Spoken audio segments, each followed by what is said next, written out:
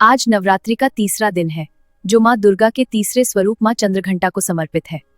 यहाँ माँ चंद्रघंटा की प्रसिद्ध व्रत कथा सुनिए। पौराणिक मान्यताओं के अनुसार बहुत प्राचीन काल की बात है, जब सृष्टि के नियम अभी भी स्थिर हो रहे थे और देव असुर के बीच संघर्ष निरंतर चलता रहता था। उस समय तीनों लोकों, स्वर्ग, पृथ्वी और पाताल में एक ऐसा राक्षस उभरा था जिसका नाम था महिषासुर।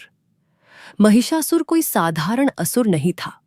वह भैंस के रूप में जन्मा था, लेकिन उसकी शक्ति और बुद्धि इतनी प्रचंड थी कि वह देवताओं के लिए भी चुनौती बन गया। महिषासुर ने घोर तपस्या की। वह वर्षों तक एकांत में बैठा रहा, अग्नि के बीच तप करता रहा, अपने शरीर को कष्ट देता रहा। उसकी तपस्या से प्रसन्न होकर ब्रह्मा जी प्रकट हुए।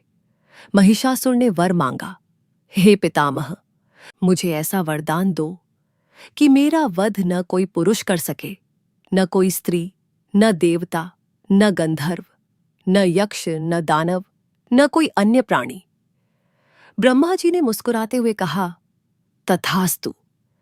लेकिन उन्होंने यह नहीं बताया कि वरदान में एक सूक्ष्म छिद्र छूट गया था। एक स्त्री शक्ति, जो न पुरुष है न देवी जैसी सामान्य, बल्कि आदि शक्ति स्वयं, वरदान पाकर महिषासुर अहंकारी हो उठा। उसने सोचा, अब कोई उसे हरा नहीं सकता। उसने सबसे पहले पाताल लोक पर कब्जा किया, फिर पृथ्वी पर राज्यों को जीतना शुरू किया। अंत में उसकी नजर स्वर्ग पर पड़ी। देवराज इंद्र का सिंहासन उसे चाहिए था। उसने विशाल सेना इकट्ठी की। राक्षसों की टोलियां और दैत्यों के दल, भयंकर पिशाच और राक्षसी शक्तियां। युद्ध हुआ। स्वर्गलोक में भयंकर संग्राम छिड़ गया। इंद्र की वज्र शक्ति भी महिषासुर के सामने टिकी नहीं। इंद्र को भागना पड़ा। स्वर्ग के महल जल गए, अप्सराएं कैद हो गईं। देवता इधर उधर छिपने लगे। देवताओं की यह दयनीय स्थिति देखकर सभी ऋषि मुनि, गंधर्व और अन्य लोकवासी भी व्यथित हो उठे। इंद्र ने अन्य देवताओं को इकट्ठा किया और कहा, यह महिषासुर अब तीनों लोकों का स्वामी बनना चाहता है। हमें त्रिदेव, ब्रह्मा, विष्णु और महेश के शरण में जाना होगा। सभी देवता मिलकर कैलाश, वैकुंठ और ब्रह्मलोक की ओर चल पड़े। त्रिदेवों के समक्ष जब देवताओं ने अपनी व्यथा सुनाई, तो तीनों की आंखें क्रोध से लाल हो गईं।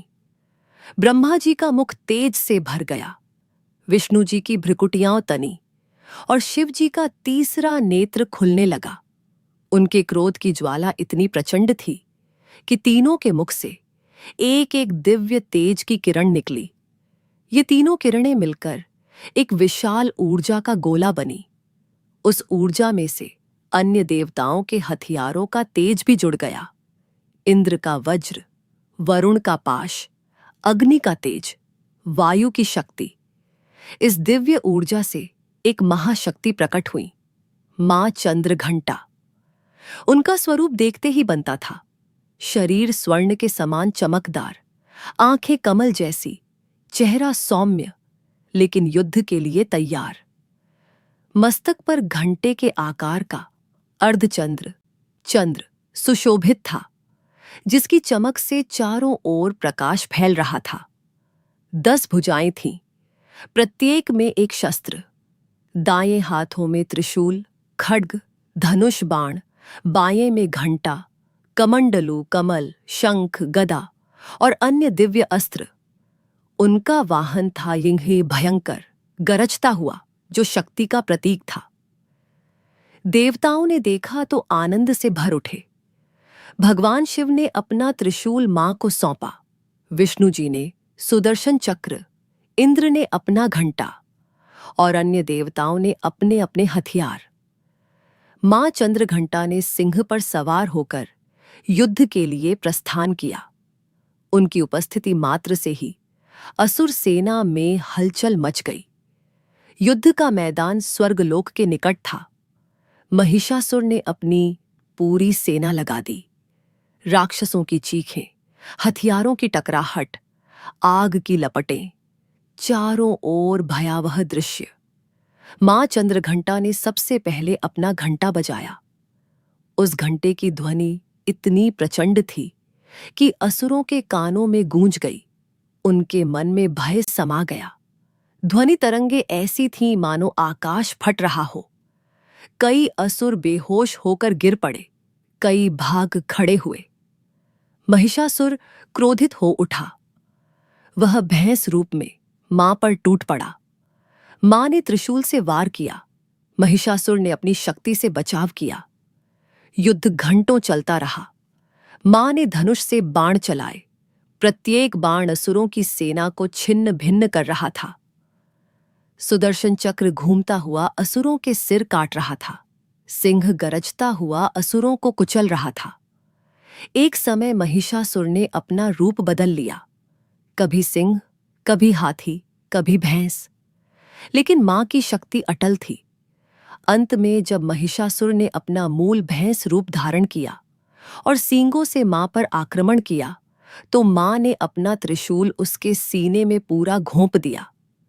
महिषासुर का शरीर कांप उठा, उसकी आंखें बंद हो गईं और वह धराशायी हो गया। स्वर्गलोक में प्रकाश फैल गया। देवता आनंद से झूम उठे। इंद्र ने अपना सिंहासन वापस पाया। मां चंद्रघंटा ने युद्ध समाप्त होने पर अपना रूप सौम्य कर लिया। उनका चेहरा शांत, मुस्कान करुणामय। वे भक्तों के लिए अब भयंकर नहीं, बल्कि ममता से भरी मां बन गई। इस कथा से हमें कई शिक्षा मिलती है। मां चंद्रघंटा का स्वरूप बताता है कि शक्ति और शांति साथ साथ रह सकती हैं। उनका घंटा बजना नकारात्मकता को दूर करने का प्रतीक है। नवरात्रि के तीसरे दिन उनकी पूजा से मनुष्य के जीवन से भय, चिंता, शत्रु भय और नकारात्मक ऊर्जा दूर होती है। साहस बढ़ता है, आत्मविश्वास आता है और मन में शांति छा जाती है। कुछ मान्यताओं के अनुसार मां चंद्रघंटा की कृपा से साधक को अलौकिक अनुभव होते हैं। दिव्य सुगंधियां, दिव्य ध्वनियां और कभी-कभी अलौकिक दर्शन। लेकिन ऐसे क्षणों में साधक को सावधान रहना चाहिए, क्योंकि यह माया भी हो सकती है। उनकी आराधना से मणिपुर चक्र जागृत होता है, जो साहस और ऊर्जा का केंद्र है। मां चंद्रघंटा की पूजा में लाल या सफेद वस्त्र, गुलाब या कमल के फूल, घंटा बजाना और मंत्र जाप विशेष फलदायी है। नवरात्रि के तीसरे दिन व्रत रखने से मनोकामनाएं पूरी होती हैं, शारीरिक रोग दूर होते हैं और पारिवारिक सुख शांति मिलती है। मां की कृपा से जीवन में सकारात्मक ऊर्जा का संचार होता है। हे मां चंद्रघंटा, आपकी कृपा से हम सभी भक्तों को निर्भय बनाइए, हमारे संकट दूर कीजिए और हमें शक्ति एवं शांति प्रदान कीजिए।